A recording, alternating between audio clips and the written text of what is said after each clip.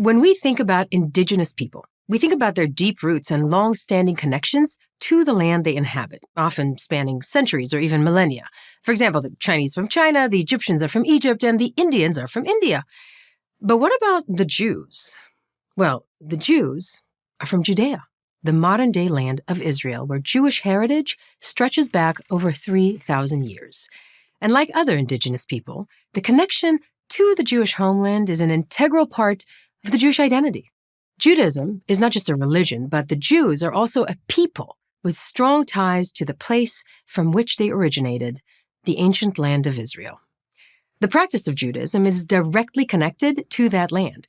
It celebrates holidays like the harvest time and has prayers that are tied to the seasons in the land of Israel.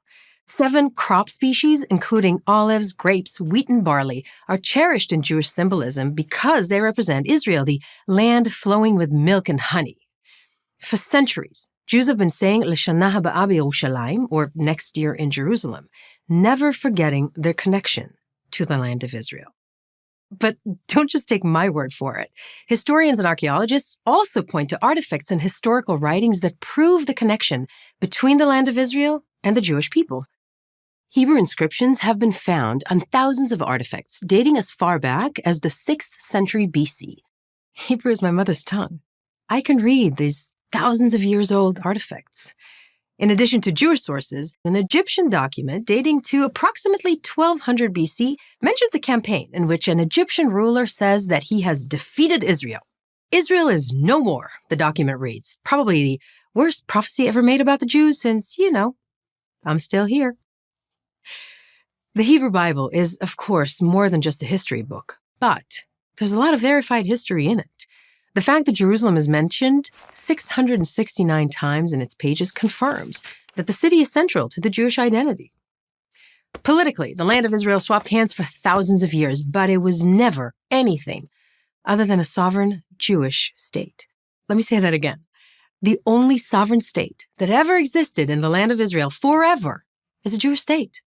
The Jewish people have formed 3 nation-states in the land of Israel throughout history. The first was the First Commonwealth, ruled by the House of David, and it lasted for more than 4 centuries.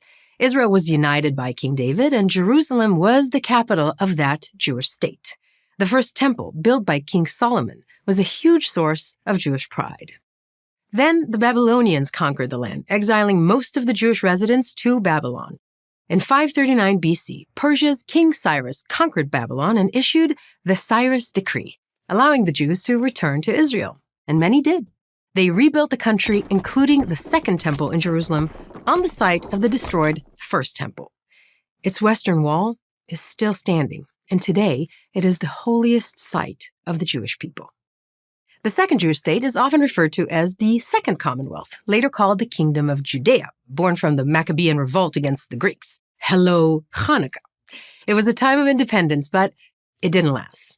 In 70 AD, the Romans conquered Jerusalem and burned down the temple, exiling most of the Jewish population and giving the land a new name, Palestina, in order to disconnect the relationship between the Jewish people and their homeland.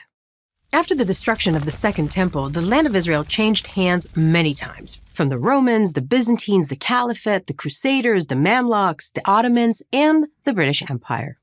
But it wasn't until the 19th century that the Jewish people's longing to return to their homeland became an existential need because of the rise of murderous anti-Semitism. A movement was born, Zionism, the Jewish people's right to have a state again. Zion, by the way, is just another name for Jerusalem, and it's mentioned in the Bible over 100 times. Zionism is a movement for Jewish self-determination in their ancestral land in a Jewish, not an exclusively Jewish, state. Initially, locals welcomed new Jewish immigrants, like my great-grandparents, who brought prosperity to the land, with new cities and agricultural villages called kibbutzim. The people they encountered there included the community of Jews who had never left Israel, known as the Old Yeshuv. The Israeli Declaration of Independence ensures equality of social and political rights to all its citizens, regardless of religion, race, or sex, guaranteeing freedom of religion, conscience, language, education, and culture, and pledging to safeguard the holy places of all religions, which is what Israel does. Israel doesn't deny anyone else's identity.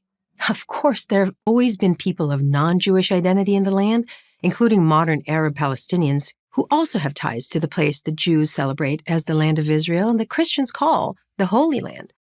But if you support Indigenous people's rights, you should also be a Zionist and understand that the Jews are the Indigenous people of the land of Israel who never really left.